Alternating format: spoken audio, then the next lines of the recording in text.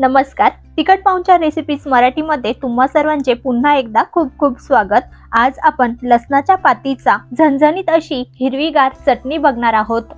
तर बघा, ही अशी गवती चहाची जी पानं असतात तशीच दिसते. तर ही चटणी करायला सोपी, खायला चविष्ट बनते. तर बघा, इथे मी एक छोटी जुडी हिरवीगार अशी लसणाची पातीची जुडी घेतली. तर बाजारातही मला 10 रुपयांना मिळाली. तर ही सुरुवातीला निवडून स्वच्छ करून घेऊ. तर लसणाची पात ही स्वच्छ करून झाली की ती धुवून घेऊ. लसणाची पात स्वच्छ धुतली की ती आपल्याला बारीक चिरून घ्यायची आहे. आणि सोबत जो लसूण आहे तो सुद्धा आपल्याला यामध्ये बारीक चिरून टाकायचा आहे.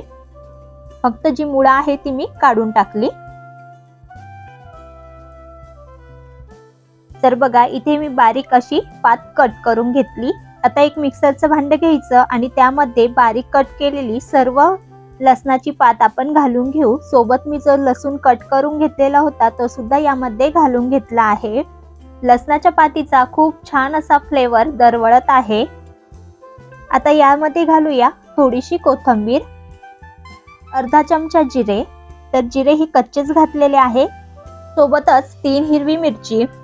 लसणामध्ये सुद्धा तिखटपणा असतो म्हणून हिरवी मिरची ही मी 3च घातली. आणि 2 चमचे कच्चे शेंगदाणे, पाव चमचा हिंग. हिंग घातल्याने चटणी पचायला हलकी होते, त्यामुळे हिंग घालावा. आणि चवीनुसार मीठ घातलं.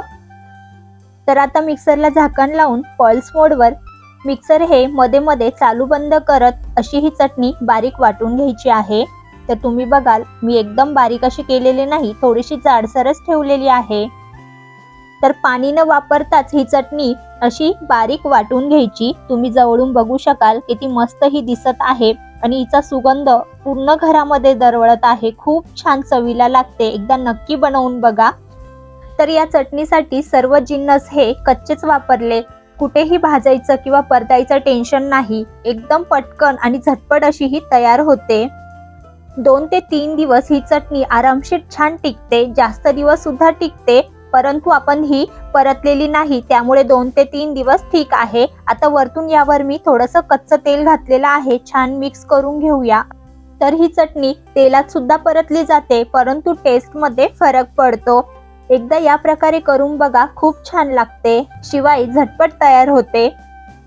तर बघा, इथे आपली लसणाच्या पातीची मस्त अशी चविष्ट हिरवीगार चटणी तयार आहे.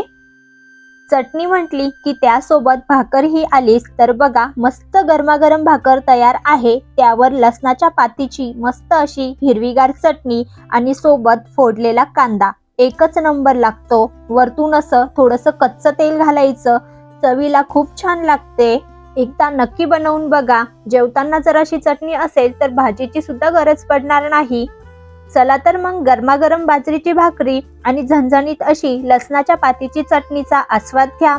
तर आजची ही झटपट चटणी कशी वाटली नक्की कळवा. रेसिपी आवडल्यास लाईक करा आणि अशाच नवनवीन रेसिपीज बघण्यासाठी आपल्या तिखट पाहुणचार रेसिपीज या चॅनलला सबस्क्राईब देखील करा. धन्यवाद.